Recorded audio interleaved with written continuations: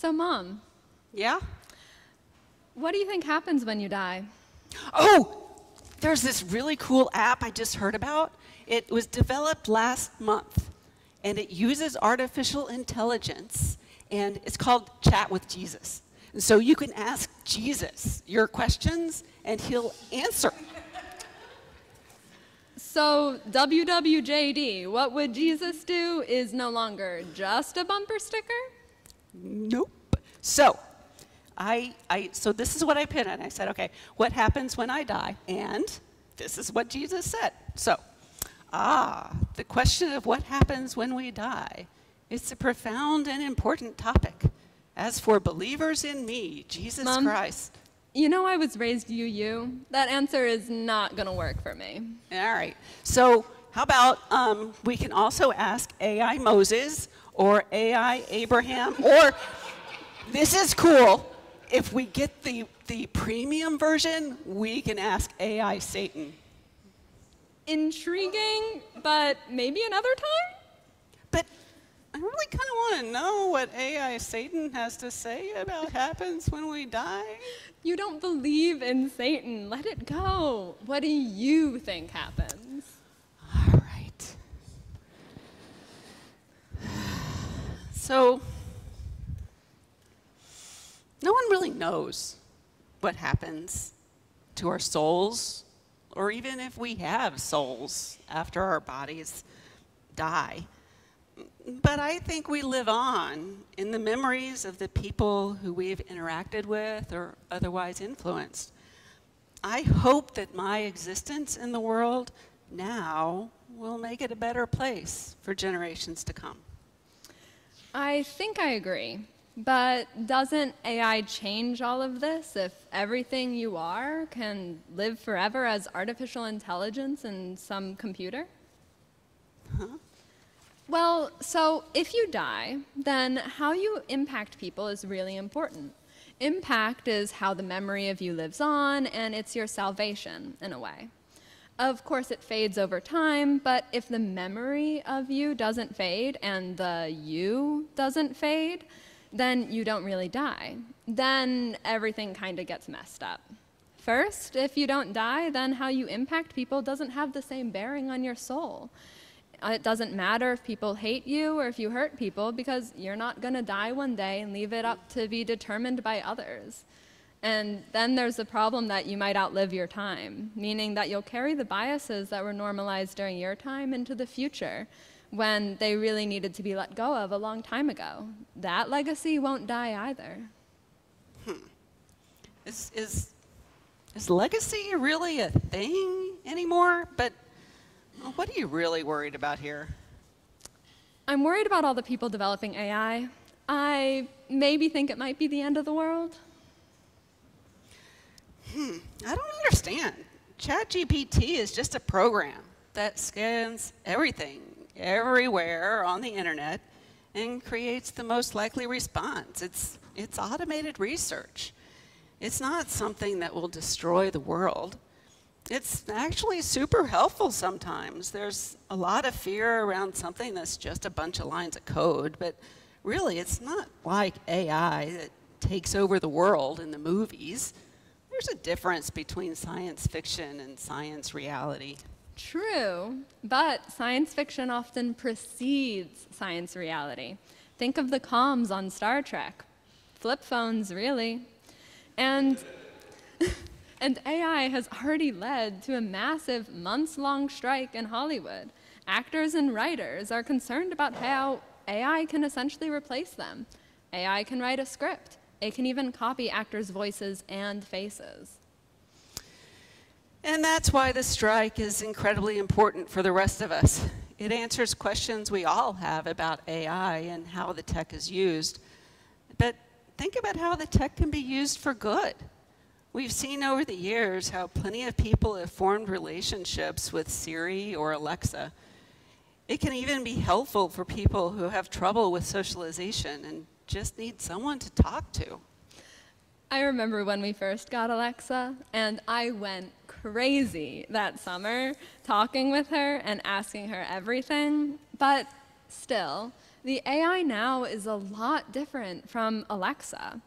And even then, there are some issues about having recording devices in the home, but that's a whole other can of worms. The tech is still being used to copy famous people, ruin reputations, and make deep fakes pretending to be people online.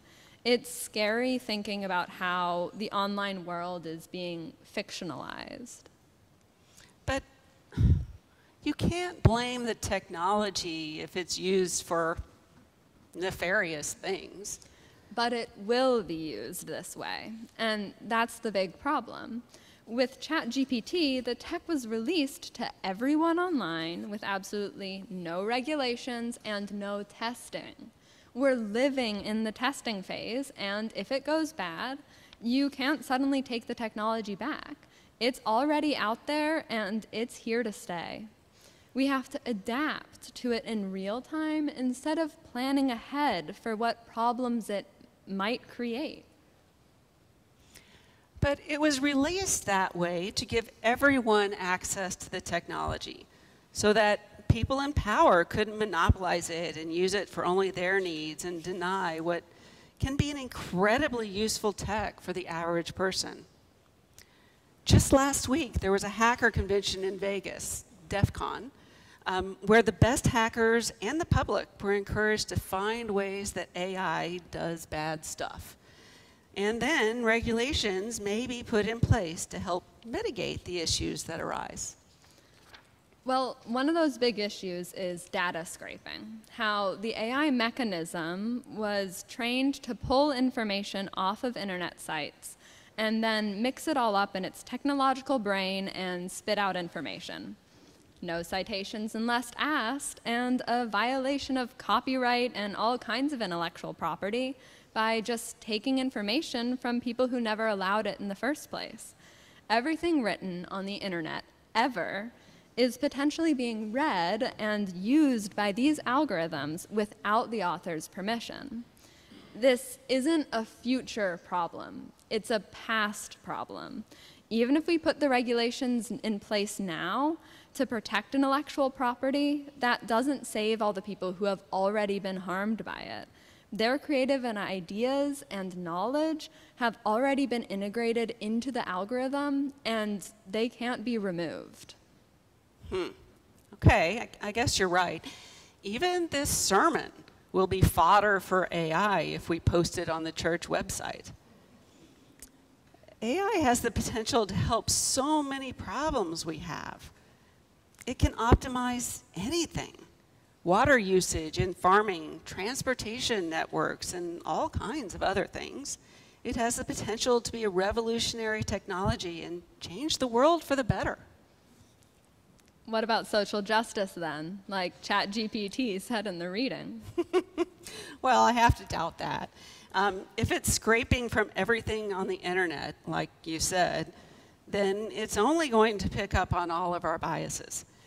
People like to think that algorithms are unbiased and can help change the world, but that's not really true.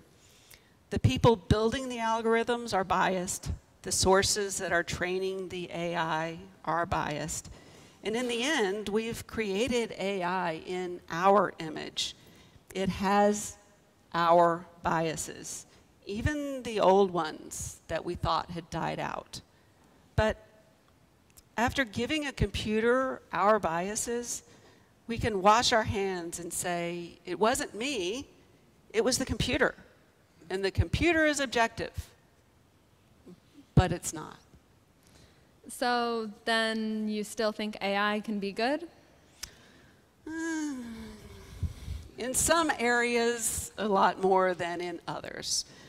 There are a lot of issues to work out with it, but the potential stands. I can agree with the potential, and I'd probably argue about the setbacks for the next week. But honestly, it's not actually Chat GPT that worries me the most. I still don't like it since it can backfire in so many ways, and it's kind of crazy, the kind of dumpster fire it's created in academia.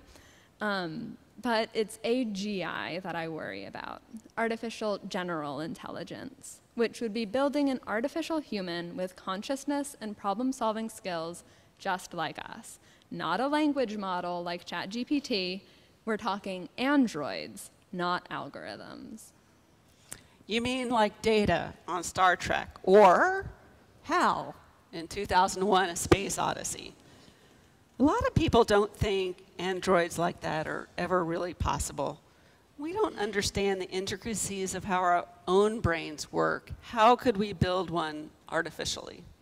But there are still a decent amount of people who do think building them is possible. I read an article that was talking about how the research around human-like AI is just religion in disguise.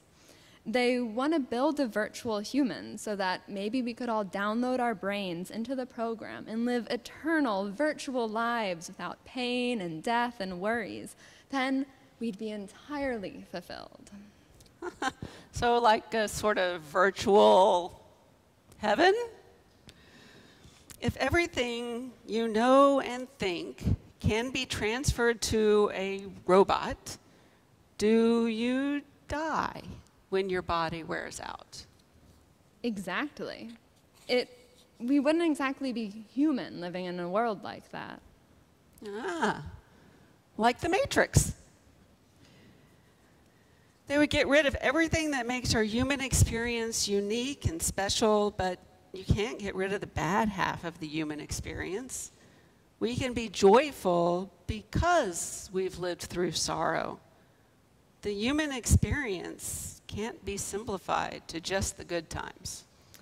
And that's kind of why this whole cheating death idea seems so bad to me. If you have no end to your life, then why would you treasure it at all? And why would you treasure others' lives? Mortality itself is incredibly important, but this AI human research wants to make us immortal or gods. And doesn't that change who and what we are? I like being human, and I don't really want that to change. You said that this was just religion in disguise. Yeah, the most zealous of the developers are secular people with some kind of misplaced religious impulse that's built into the culture of creation itself. They talk about human-like AI as salvation in a secular manner, but it's just a different kind of religion. Well, I hope the zealots are a minority of the developers, but that perspective worries me too, but for a slightly different reason. If they're building this tech with the goal of salvation and virtual reality and cheating death, then what goals are they missing in the meantime? If we make something with the purpose of salvation, then we miss the opportunity to make things for the purpose of justice. We can spend our resources on AI research that can find a cure for cancer, that can help the environment, that can solve worldwide issues.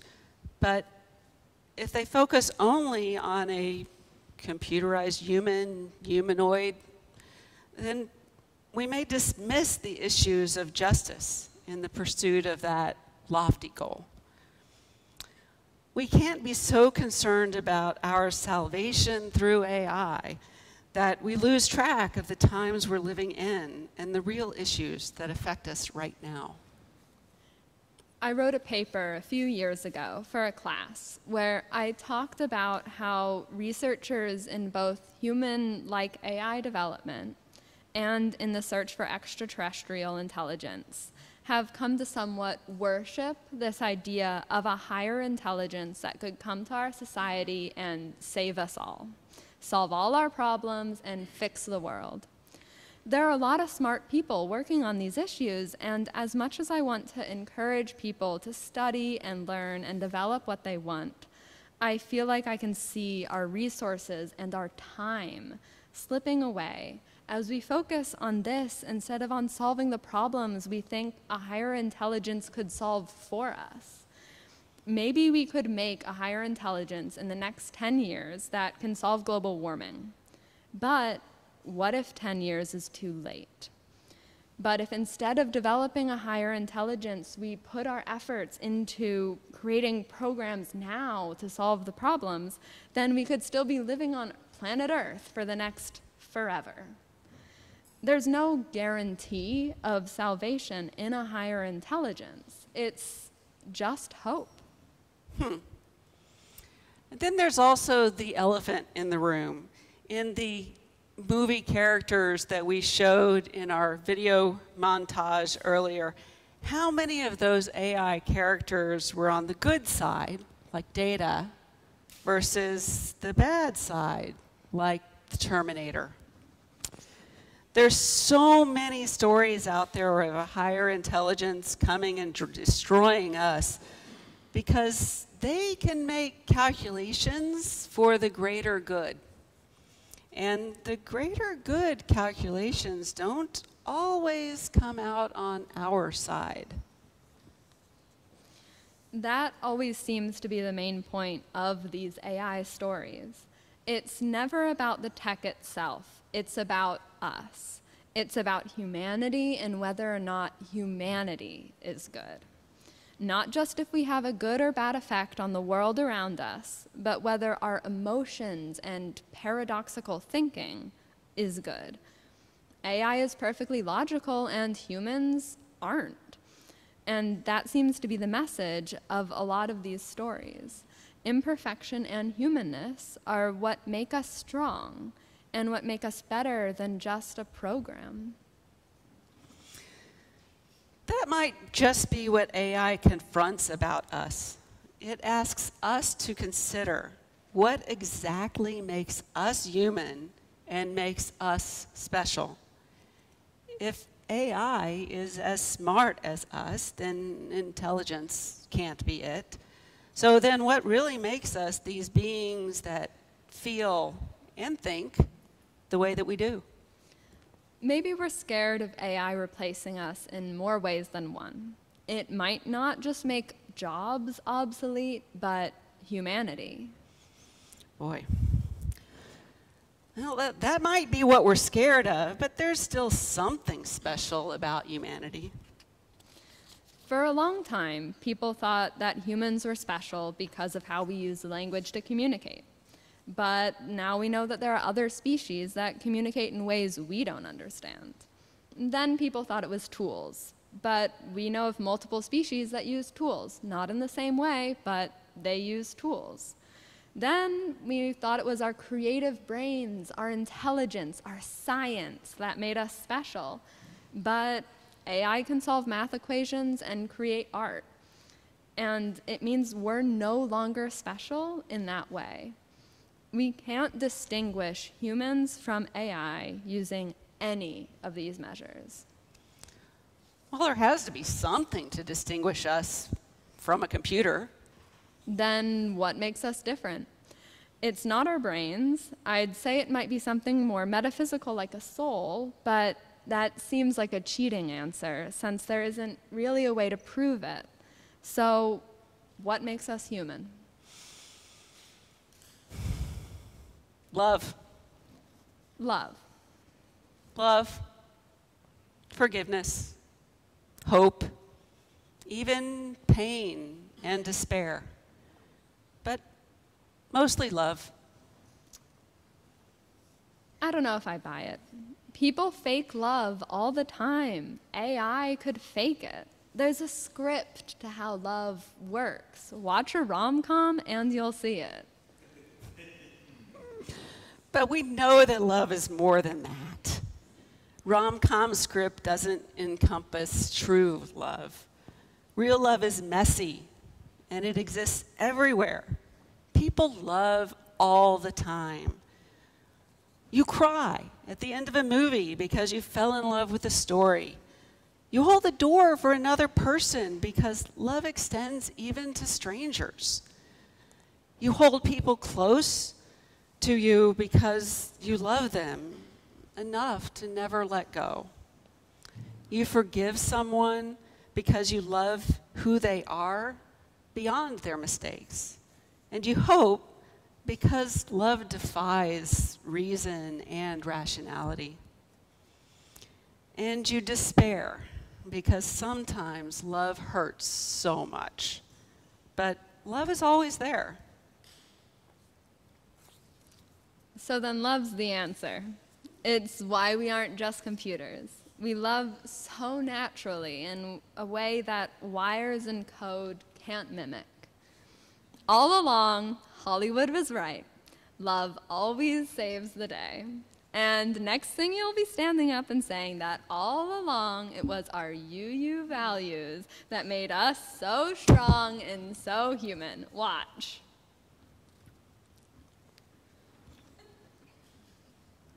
It was our UU values that made us strong. And it's our UU values that will keep us going in the changing times that AI is bringing. It'll shake things up in our world. It's opened Pandora's box, and we can't close it again. There's a fine line between the good and the bad it will bring. But just like we fought for good all these years, we can continue our work. Blessed be.